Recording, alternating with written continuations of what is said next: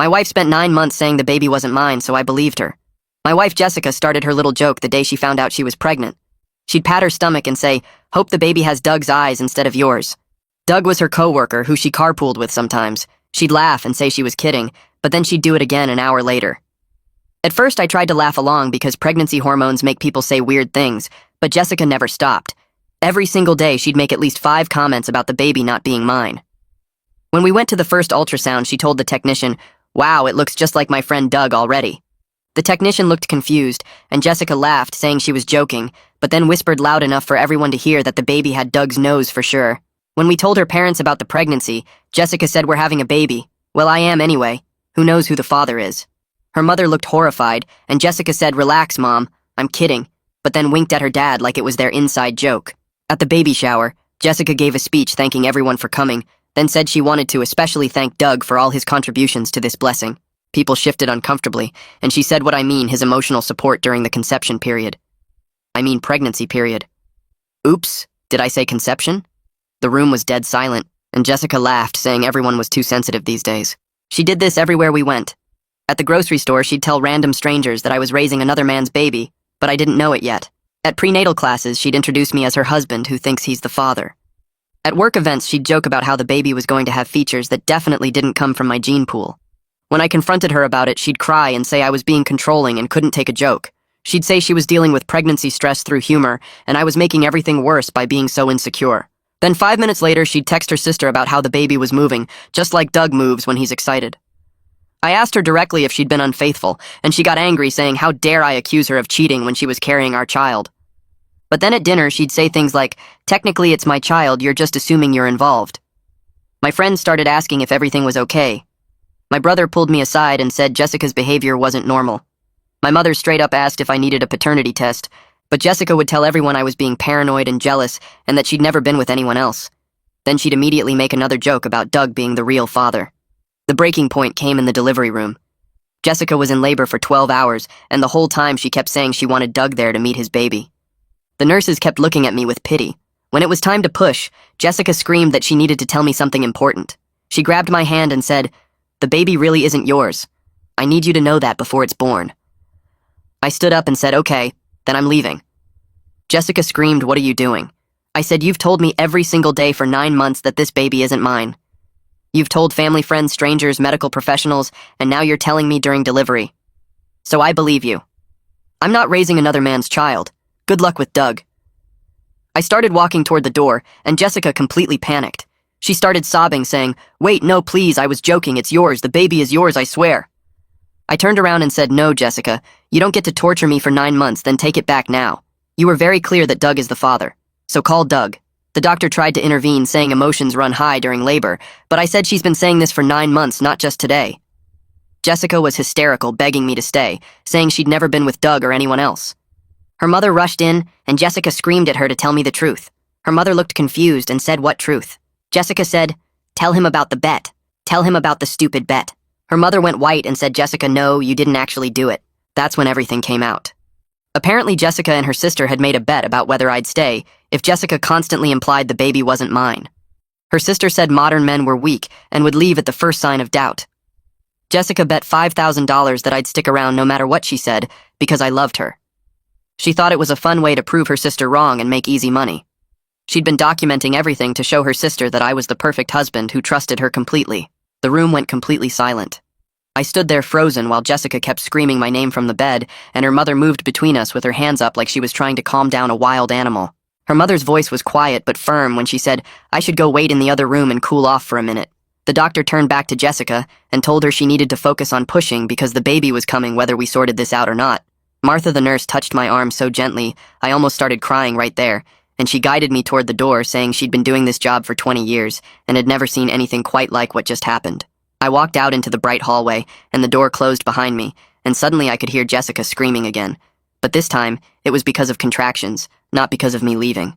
The waiting room had those uncomfortable plastic chairs that are somehow too hard and too soft at the same time. I sat down and put my head in my hands and listened to my heart beating so loud I thought other people might be able to hear it. My phone started buzzing in my pocket, and I ignored it the first 2 times, but when Blake called for the 3rd time, I finally answered. I told him everything that happened in the delivery room, and he was quiet for a long time before he said he was getting in his car right now. I said it was 2 in the morning, and he said he didn't care. I said he didn't need to come, and he said yes, he did, and then he hung up. I sat there staring at the floor tiles and counting them, because I needed something to do with my brain that wasn't thinking about the bet or Jessica's face when I started walking away. Blake showed up 40 minutes later still wearing his pajama pants under his jacket. He sat down in the chair next to me and didn't say anything for the first 5 minutes. We just sat there together while people walked past us, going to visit their normal families, having their normal babies without any insane bets involved. Martha came out through the double doors and walked over to where we were sitting. She said Jessica had delivered a healthy baby boy about 20 minutes ago, and both mother and child was doing fine physically. She stopped talking for a second, and I could tell she was trying to figure out how to say the next part. She said Jessica was asking for me and crying, but she wanted me to know I didn't have to go in there until I was ready. Martha's eyes were kind when she looked at me, and I appreciated that she was treating me like I had a choice in this. Blake asked what I wanted to do, and I realized I actually had no idea. Part of me desperately wanted to see my son, but another part of me couldn't stand the thought of being in the same room as Jessica right now. I looked at Martha and said I needed to see the baby, but could I do it without Jessica being there? Saying those words out loud made me feel like the worst person in the world, but Martha just nodded like it was a completely reasonable request.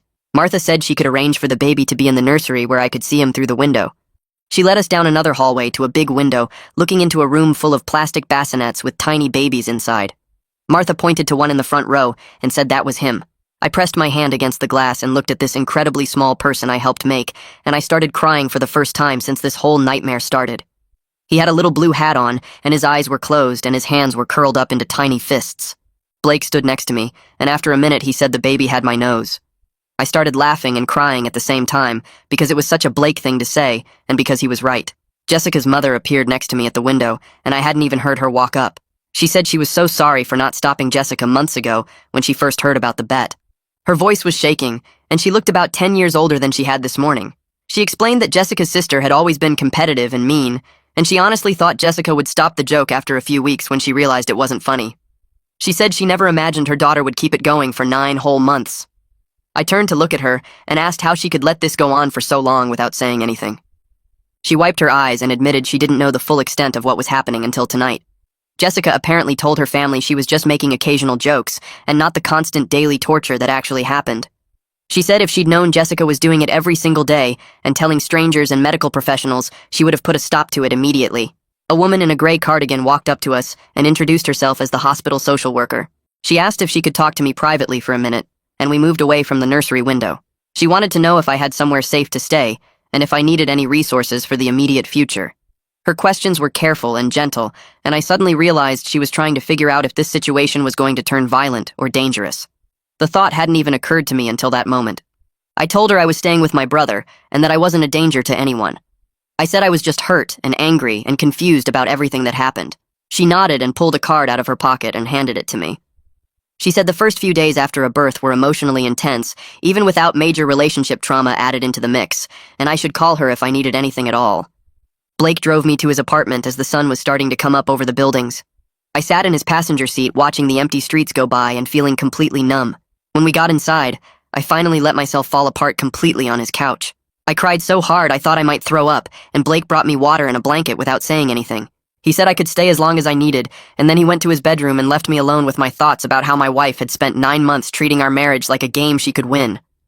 I woke up on Blake's couch with my phone buzzing against the coffee table, and when I picked it up, the screen showed 17 missed calls from Jessica, 12 from her mother, and 3 from her father, who I'd only met maybe 4 times in the 3 years Jessica and I had been together. There was a text from Andre that just said, "Heard what happened, you okay?" And I realized word was already getting around about what happened in the delivery room. My whole body felt heavy and wrong, like I'd been hit by a truck, and I sat there staring at all those missed call notifications, wondering if any of this was actually real, or if I'd wake up and find out the last 9 months had been some kind of nightmare. I called Andre back because he was the only person I could talk to right now, without feeling like I wanted to scream or throw my phone through Blake's window. He picked up on the first ring, and I told him everything from the delivery room confrontation to Jessica's mother's face when the bet came out to me walking away, while Jessica was literally in labor. Andre didn't say anything for so long, I actually pulled the phone away from my ear to check if the call had dropped, but then he finally spoke and said that was the most messed up thing he'd ever heard in his entire life. He asked where I was staying, and I told him Blake's apartment, and he said he'd come over with some of my stuff since I'd left the hospital with nothing but my wallet and my phone in my pockets. I hadn't even thought about needing clothes or a toothbrush or anything practical because my brain was still stuck on the image of Jessica's face when I started walking toward that delivery room door. Andre showed up about 2 hours later with a duffel bag full of my clothes and toiletries and a bag of takeout food from the Chinese place near our house. We sat at Blake's kitchen table eating fried rice and orange chicken and not talking about anything important until Andre finally put his fork down and asked what I was going to do about the baby. I stopped chewing and just looked at him because I'd been trying really hard not to think about that exact question since I left the hospital. I told him I honestly didn't know because the baby didn't do anything wrong and he was my son, but I couldn't imagine having to see Jessica multiple times a week for the next 18 years to do custody exchanges. Andre nodded and said that was fair, and then asked if I'd thought about getting a lawyer, and I realized I hadn't thought about anything beyond getting through the next 5 minutes without losing my mind completely. My phone rang while we were finishing the food, and I saw it was a number I didn't recognize, so I almost didn't answer, but something made me pick it up anyway. The voice on the other end said this was Jessica's father, Ruben, and he asked if we could meet for coffee because he needed to talk to me about what happened. I wanted to say no, because I didn't want to deal with anyone from Jessica's family right now, but there was something in his voice that sounded broken and tired, so I agreed to meet him at a diner near Blake's apartment in an hour. Ruben was already sitting in a booth when I got there, and he looked like he'd aged about 10 years since I saw him at Christmas. His face was gray, and there were bags under his eyes, and his hands were shaking a little when he lifted his coffee cup. He started talking before I even sat down and said he didn't know about the bet until Jessica's mother called him from the hospital last night and told him everything. He said he was disgusted that his daughter would treat her marriage like some kind of game show and that he'd raised her better than this, and he didn't know where he'd gone wrong. I sat there listening to him apologize and feeling weird because part of me wanted to tell him it wasn't his fault, but another part of me was still too angry to comfort anyone from Jessica's family. Ruben said he understood if I couldn't forgive Jessica and he wouldn't blame me for leaving, but he hoped I wouldn't shut out my son because of his mother's mistakes. I told him I wasn't trying to abandon my son, but I needed time to process that my wife had spent 9 months deliberately messing with my head for money, and that I didn't know how to get past that kind of betrayal. He nodded like he understood, and then he reached into his jacket pocket and pulled out an envelope and slid it across the table toward me. I opened the envelope and inside was a check for $5,000 made out to me, and I just stared at it, not understanding what I was looking at. Ruben explained that he'd gone to Jessica's sister's house that morning and demanded she give him the bet money, and now he was giving it to me as a small gesture toward trying to make things right. I felt sick looking at that check because this was what my pain had been worth to them. $5,000, and Jessica had been willing to torture me every single day for 9 months to win this money from her sister. I told Ruben I didn't want their money, but he said to take it anyway because maybe I could use it to pay for a lawyer since he figured I'd probably need one soon. I folded the check and put it in my wallet, even though touching it made my skin crawl, and then Ruben and I sat there in silence for a few minutes before he paid for the coffee and left. My phone rang again on the walk back to Blake's apartment, and this time it was a number from the hospital, which meant Jessica was calling from a hospital phone since I'd blocked her cell number. I almost didn't answer, but I picked up on the last ring and immediately heard Jessica crying so hard I could barely understand what she was saying. She was begging me to come see the baby and talk to her, and saying she knew she'd messed up, but we could fix this if I just came back. I stood on the sidewalk outside Blake's building and told her there was nothing to fix because she'd broken something that couldn't be repaired, and she started hyperventilating so badly that I heard a nurse take the phone from her. The nurse asked me very politely to please not upset the patient, and I hung up feeling guilty and angry at the same time because somehow I was the bad guy for not wanting to comfort the person who'd spent 9 months torturing me.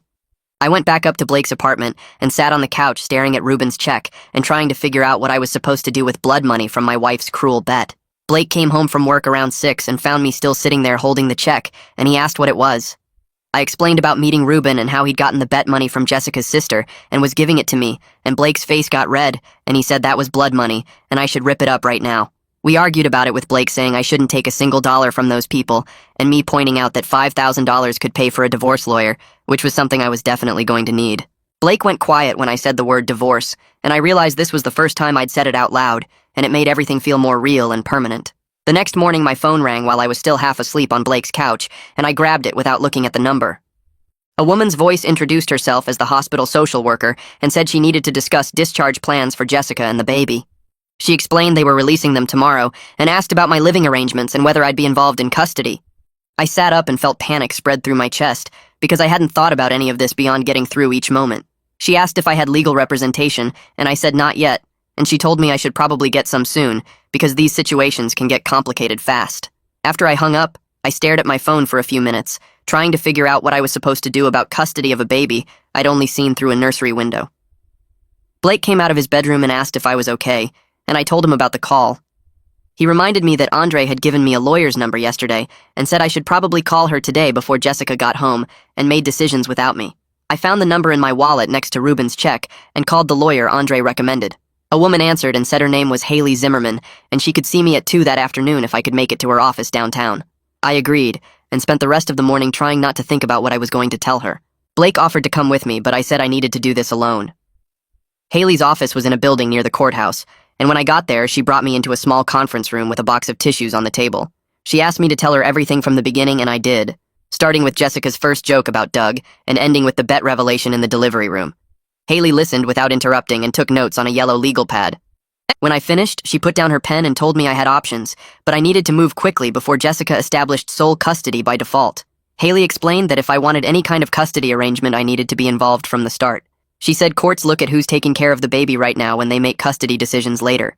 She told me I needed to see my son regularly, even if I wasn't ready to deal with Jessica because otherwise I'd be giving up my rights without meaning to. Then she asked if I'd even held the baby yet, and I felt shame wash over me as I admitted I hadn't. She didn't judge me, but she said I needed to fix that today because every day I stayed away made it easier for Jessica to claim I'd abandoned them. I told her I'd go to the hospital after our meeting, and she said that was a good start. She asked if I wanted her to draft a temporary custody proposal, and I said yes, because I didn't know what else to do. I drove straight to the hospital from Haley's office and went up to the maternity floor. Martha was at the nurse's station, and when she saw me, her face softened. I asked if I could see my son in the nursery again, and she said something better and led me to a private room instead. She left and came back a few minutes later carrying a small bundle wrapped in a blue blanket. When she placed him in my arms, he opened his eyes and looked right at me. His face was so small and perfect, and I felt something break open inside my chest that hurt and healed at the same time. Martha left us alone, and I sat in the chair holding my son and trying to understand that this tiny person was mine. He made small sounds and moved his hand against my shirt, and I couldn't believe Jessica had used him as part of a bet. I sat with my son for what felt like both minutes and hours, just holding him and watching him breathe. I tried to figure out how I was supposed to be his father when I couldn't stand to be in the same room as his mother. Martha checked on me twice, and the second time she asked what his name was. I realized Jessica and I had never actually agreed on a name because we'd been fighting about it for months. She wanted to name him after her grandfather, and I wanted to name him after my dad, and we'd never reached a compromise.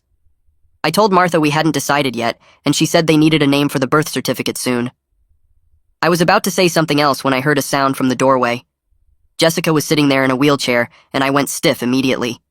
She just sat there crying without making any noise while I held our son. She looked terrible with dark circles under her eyes, and her hair pulled back in a messy ponytail. Neither of us said anything for a long moment, and then she whispered that she wanted to name him after my father if that was okay. I was so surprised I almost dropped the baby, because we'd been arguing about names for months, and she'd refused to even consider my dad's name. She said she knew it didn't fix anything, but she wanted me to know she was sorry, and naming him after my father was the only way she could think to show it. I told Jessica we could name him after my dad, but that didn't change anything between us. She nodded like she'd expected me to say that, and more tears ran down her face.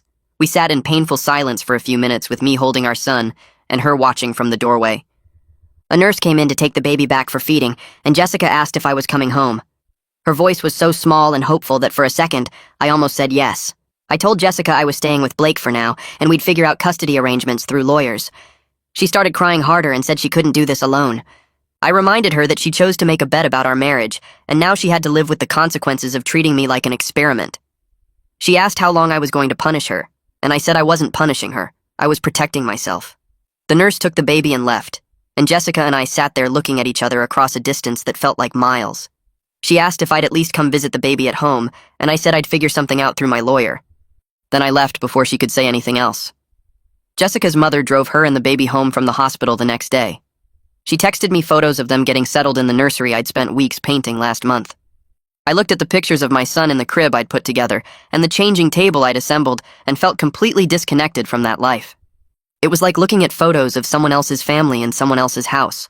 Jessica's mother sent another text asking if I wanted to come see the baby later, and I didn't respond because I didn't know what to say. Haley called me that afternoon and said she'd drafted a temporary custody proposal. She explained it would give me regular visitation while keeping the baby primarily with Jessica since she was breastfeeding. The proposal included overnight visits once the baby was a few months old and taking him for weekends when he was older. I listened to her describe how I'd be a visitor in my son's life and felt sick. I told her it sounded practical, and she said she'd send it to Jessica's lawyer once I hired one for her. I agreed to everything because what else could I do? After I hung up, I sat on Blake's couch and thought about how I was going to be a part-time father because my wife made a bet. My son would grow up knowing his dad didn't live with him, and someday I'd have to explain why. I'd have to tell him that his mother spent 9 months making jokes about him not being mine, and I'd believed her enough to walk away. I put my head in my hands and tried not to think about all the moments I was going to miss because Jessica wanted to win $5,000 from her sister. 3 days later, I drove to the house to get more clothes because I was running out of clean stuff at Blake's place. I parked in the driveway and sat there for a minute staring at the front door that I'd walked through 1,000 times before. Everything looked exactly the same from the outside, but I knew nothing inside would ever feel the same again. I used my key and went in quietly, hoping Jessica might be asleep or at her mother's house. The living room was a mess with baby supplies everywhere and dishes stacked on the coffee table. I headed straight for the bedroom but stopped when I heard soft crying coming from the nursery. I looked through the doorway and saw Jessica sitting in the rocking chair, holding our son against her chest. She looked terrible with dark circles under her eyes and her hair pulled back in a messy knot. Her shirt had spit up stains on the shoulder and she was rocking back and forth while tears ran down her face. For just a second, I felt bad for her because she looked so exhausted and alone. Then I remembered why she was alone, and the sympathy disappeared. I turned away and went to the bedroom to pack. I pulled my duffel bag from the closet and started throwing clothes into it without really paying attention to what I grabbed. Jessica must have heard me moving around because she appeared in the bedroom doorway still holding the baby. She asked if we could talk, and I told her I was just here to get my stuff. She said she knew I was angry, but maybe we could try counseling to work through this. I kept packing and told her I didn't know if there was anything to work through. She started crying harder and said she loved me so much, and that's why she made the stupid bet in the first place. She wanted to prove to her sister that our marriage was unbreakable and that I would never leave her no matter what. She said her sister was always telling her that modern men can't handle anything and that I'd probably run at the first sign of trouble. Jessica thought she could prove her sister wrong and make easy money at the same time by showing that I trusted her completely. She kept listing all these reasons why she loves me while I shoved socks and underwear into my bag. She said I was patient and kind and always made her laugh. She said I was going to be an amazing father, and she couldn't imagine raising our son without me. She said the bet seemed harmless at first, and then she got in too deep to stop. I zipped up my bag and turned to look at her. I pointed out that she spent 9 months trying to prove our marriage was strong, and instead she broke it completely. The irony of that seemed pretty obvious to me, but apparently it hadn't occurred to her until I said it out loud.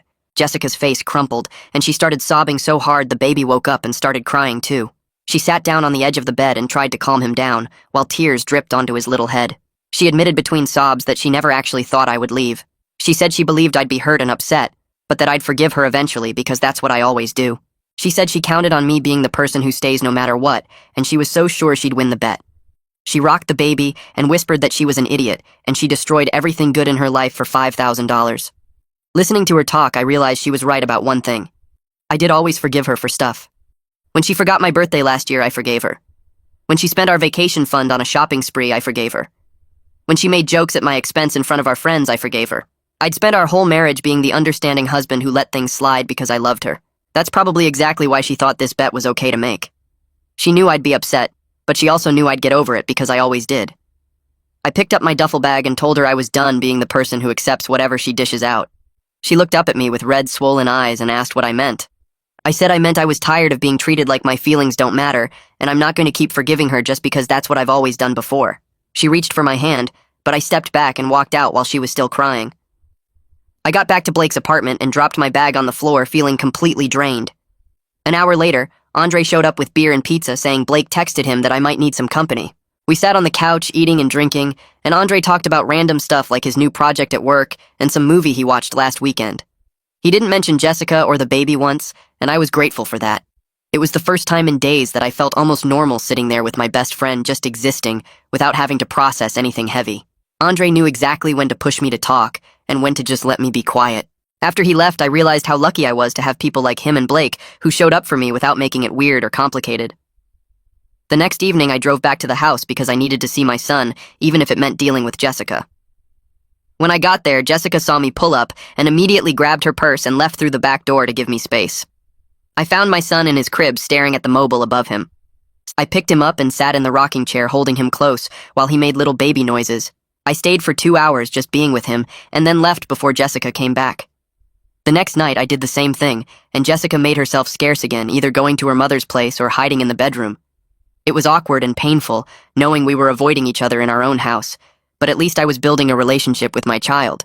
Every evening I'd show up around 6 and Jessica would disappear, and I'd spend time with my son. We developed this weird routine where we never had to see each other, but we both got time with the baby. My son was 2 weeks old when someone knocked on Blake's apartment door at 9 at night. Blake opened it, and I heard a woman's voice saying she needed to talk to me. I walked over and saw Jessica's sister standing in the hallway. She started to say something, but I shut the door in her face without saying a word. She immediately started yelling through the door about how it was just a joke and I was overreacting. She said Jessica was falling apart, and I was being cruel by refusing to forgive her over something so small. She kept shouting that it wasn't that big of a deal, and I needed to stop being so sensitive. Her voice got louder as she said, "Families forgive each other," and I was destroying my marriage over nothing. I stood on the other side of the door shaking with anger, while she continued her rant about how I should man up and get over it. Blake walked over and opened the door just enough to tell her that if she didn't leave right now, he was calling the cops. Jessica's sister said she had every right to be there, and she wasn't leaving until I talked to her. Blake pulled out his phone and started dialing, and she finally backed off. Before she left, though, she shouted one more time that I was destroying my family over a stupid joke, and someday I'd regret being so stubborn. I heard her footsteps going down the hall and then silence. I sat on the couch with my hands shaking and my heart racing. Blake sat down next to me and said some people are just broken inside and there's nothing you can do to fix them. He said Jessica's sister was one of those people who would never understand why what she did was wrong. 2 days later, Haley called with an update on the custody situation. She said Jessica's lawyer had reviewed the proposal and Jessica agreed to everything without fighting it. I was surprised because I expected her to push back or ask for changes, but apparently she just signed off on the whole thing. Haley said the temporary custody arrangement would start right away, giving me regular visitation while keeping the baby primarily with Jessica since she was breastfeeding. Then Haley paused and said Jessica's lawyer had asked if I'd be willing to try couples counseling before we moved forward with divorce papers. Haley said it was completely up to me, and she'd support whatever I decided. I told her I wasn't sure about counseling, and I needed time to think about it. She said to take all the time I needed and let her know when I made a decision. I told Haley I'd think about it, and we hung up. That night, I lay on Blake's couch, staring at the ceiling, wondering if I was giving up too easily on my marriage. Part of me thought maybe I should try counseling because we had a kid together, and shouldn't I at least try everything before calling it quits? But then I remembered Jessica's face in the delivery room when she thought I was actually leaving. She only panicked when she realized I was serious about walking away. She only cared about losing me when it became real instead of theoretical. All those months of jokes and comments about Doug being the father didn't bother her because she knew I'd stay. She only started caring when I called her bluff and proved I had limits after all. I rolled over and pulled the blanket up trying to sleep, but my mind kept spinning with the same questions over and over. The next morning I called Haley and told her I'd try one counseling session just to see if there was anything worth saving.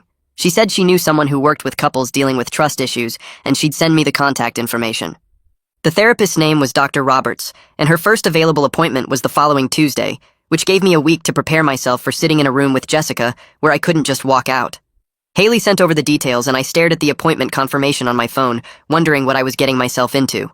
That afternoon, I went to the house to see my son and found Jessica in the nursery feeding him. He turned his head when I walked in and made a little sound like he recognized my voice. I sat down in the chair across from them and watched him eat while Jessica stayed quiet. When he finished eating, I took him and held him against my chest, and he settled right down instead of fussing like he used to. Jessica stood in the doorway watching us with this look on her face like she wanted to say something but didn't know how to start. I could see how badly she wanted to talk to me, but I wasn't ready for that conversation yet. I stayed for an hour just holding my son and letting him grab my finger with his tiny hand. Before I left, Jessica asked if I'd confirmed the counseling appointment, and I said yes without looking at her. The week dragged by slowly with me going to the house every evening to spend time with my son. He was starting to know me now and would calm down when I picked him up. Jessica kept her distance most of the time, but I'd catch her watching from doorways or peeking into whatever room I was in. Tuesday came faster than I wanted, and I met Jessica at Dr. Roberts' office in a building downtown. We sat in the waiting room on opposite ends of the couch, not talking, until the therapist called us back.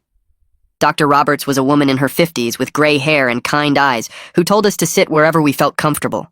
Jessica immediately started crying before anyone even asked a question. Dr. Roberts handed her tissues and waited patiently while Jessica tried to pull herself together enough to speak. When Jessica finally started talking, she explained the whole thing about the bet and her sister saying modern men were weak.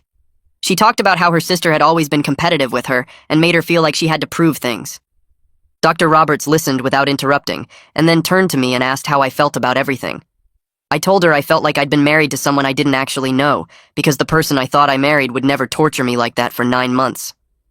Jessica started crying harder, and Dr. Roberts asked her to take some deep breaths. The session was brutal, with Jessica sobbing through most of it while trying to explain why she thought the bet was okay. Dr. Roberts asked Jessica if she understood why constantly telling me the baby wasn't mine was harmful, and Jessica nodded, but kept saying she thought I knew she was joking. I pointed out that jokes are supposed to be funny, and there was nothing funny about spending 9 months questioning if I was about to raise another man's child. Dr. Roberts wrote some notes and asked Jessica if she had a pattern of seeking her sister's approval. Jessica admitted that she did, and that her sister's opinion mattered more to her than it should. Then Dr. Roberts asked the question that seemed to hit Jessica hardest, which was whether she'd considered my feelings as important as winning the bet. Jessica went quiet for a long time before admitting that no, she hadn't really thought about my feelings at all. She said she was so focused on proving her sister wrong and winning the money that she didn't consider how much damage she was doing. Dr. Roberts asked if Jessica understood why that was a serious problem in a marriage, and Jessica finally seemed to grasp how big of a thing she'd actually done. Her face changed like something clicked in her head, and she looked at me with this expression of real understanding for the first time. We left the session with homework assignments about rebuilding trust that Dr. Roberts printed out for both of us. I took my packet and walked to my car without saying anything to Jessica. That night she texted me saying she understood if I couldn't forgive her, but she hoped I'd give her a chance to prove she'd changed. I didn't respond because I wasn't sure I wanted to do the work the therapist assigned. The next day, Blake asked me over breakfast if I was going to try to make the marriage work. I told him I didn't know, and he said that was okay, but I shouldn't do it just because we had a kid together. He reminded me that plenty of people co-parent successfully without being married, and that I deserved to be with someone who treated me with basic respect. His words stuck with me for days while I went through the motions of visiting my son and avoiding real conversations with Jessica. Dr. Roberts scheduled our second session for the following week, and I went even though I wasn't sure why. This time I told the therapist right away that I wasn't sure I could get past the betrayal, no matter how much work we did. Dr. Roberts said that was a valid feeling and asked what I needed to feel safe in the relationship again. I couldn't answer because I honestly didn't know if anything could fix what Jessica had broken. Jessica asked what she could do to make this right, and I told her honestly that I didn't know if anything could fix it. She looked devastated, but Dr. Roberts said that honesty was important even when it hurt. We left that session with more homework, but I still wasn't doing any of it. My son turned 6 weeks old, and I realized I was spending more time at the house than at Blake's apartment. Jessica and I were having actual conversations again about normal things like what the pediatrician said or when the baby last ate. The conversations were careful and stayed on the surface, but they weren't hostile, which felt like some kind of progress. One evening, Jessica showed me her phone where she'd blocked her sister completely on every platform. She said she'd also started seeing her own therapist to work on why she needed her sister's approval so desperately. I looked at the blocked contact and the therapy appointment confirmations and appreciated that she was trying, but I still wasn't sure it was enough.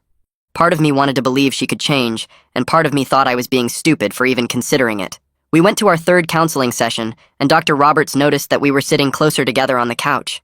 She asked if I was willing to move back home on a trial basis to see if we could rebuild what we'd lost. I said I'd think about it, and Jessica looked hopeful for the first time in weeks.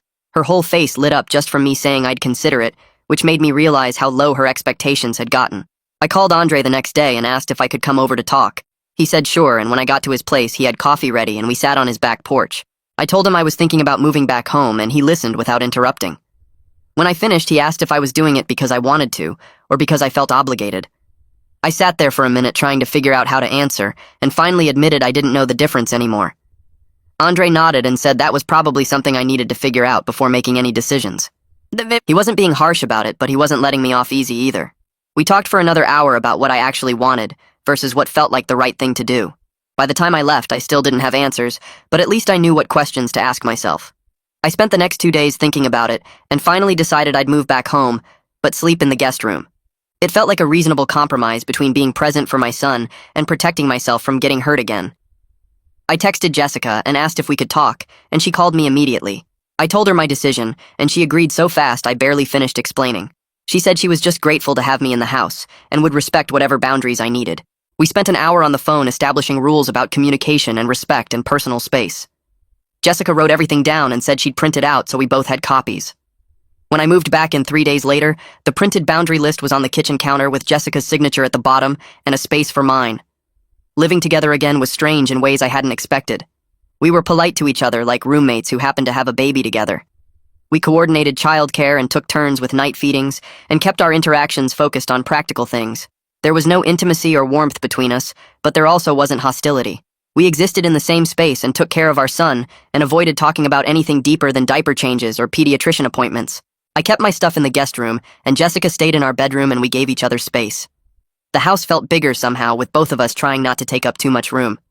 My son was growing and hitting his milestones, and I was there for all of it, which felt important. But every night I'd go to the guest room and close the door and wonder if this was sustainable long term.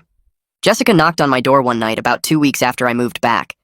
I opened it, and she was standing there in pajamas looking nervous. She asked if I thought I'd ever be able to forgive her.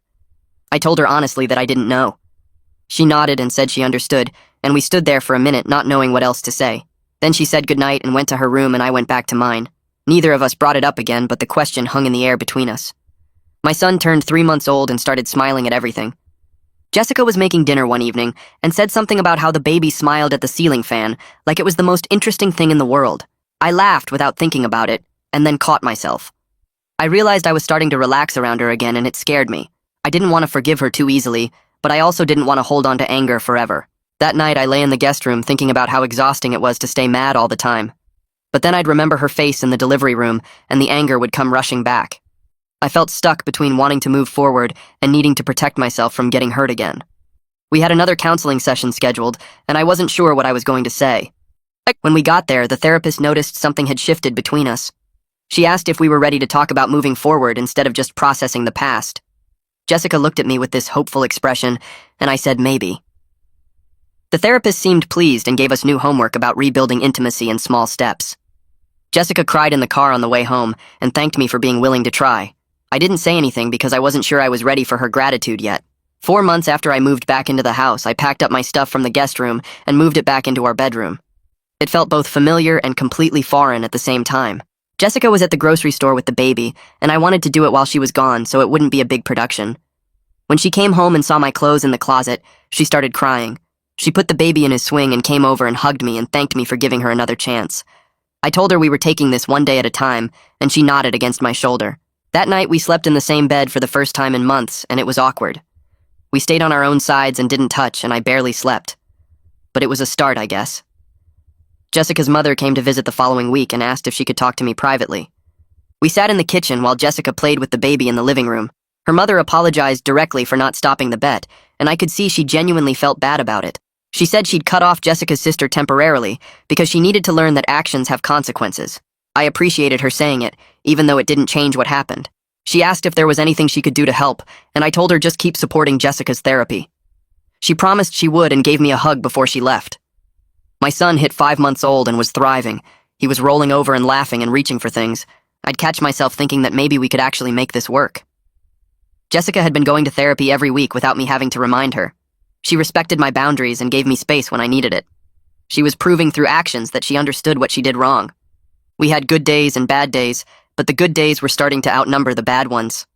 One night after we put the baby to bed, Jessica asked if we could talk. We sat on the couch and she brought up what would happen if she ever did something like this again. I looked at her and told her clearly that there wouldn't be another chance. If she betrayed my trust again, I'd be gone and I wouldn't come back. She promised she understood and said she'd spend the rest of her life making this up to me. I wanted to believe her, but part of me would probably always be waiting for the other shoe to drop. A few weeks later, Andre came over for dinner, and I watched him observe how Jessica interacted with me and the baby. She was attentive without being pushy, and gave me space when I needed it, and asked before touching my arm or getting too close. After we ate, Andre asked if he could talk to me outside, and we stood on the back porch while Jessica cleaned up inside. He looked through the window at her washing dishes and said he could see she was really trying, and it seemed genuine to him. I told him I was cautiously optimistic, which felt huge compared to where I'd been 6 months ago when I couldn't even look at her. Andre clapped me on the shoulder and said that was good enough for now. The next week, Jessica brought up our anniversary coming up in 2 months and asked if I'd consider renewing our vows as a way to start fresh. I was surprised to find myself actually thinking about it instead of immediately saying no. We sat at the kitchen table after the baby went to sleep and talked about what that would mean and what promises we'd make this time. Jessica said she wanted to acknowledge what she did instead of pretending it never happened, and I agreed that felt more honest than trying to recreate what we had before. She said it would be like building something new instead of fixing something broken, and that resonated with me in a way I didn't expect. Over the next few weeks, we planned a small ceremony with just close family and friends in our backyard. Jessica spent hours writing her vows and showed them to me beforehand to make sure I was comfortable with what she wanted to say. They acknowledged the bet and the pain she caused, and promised to spend her life earning back my trust through actions, not just words. When our anniversary arrived and we stood in front of 20 people who knew what we'd been through, I said my vows about choosing to move forward together, and I meant every single word. 6 months after the worst night of my life, I stood holding my son while watching Jessica laugh with Blake at our vow renewal party, and I realized we were actually going to be okay. It wasn't the marriage I thought I had before, where everything seemed perfect on the surface, but was actually built on me not questioning anything. This was honest now, with all our flaws and mistakes out in the open, and that was worth more than the illusion of perfection we had before.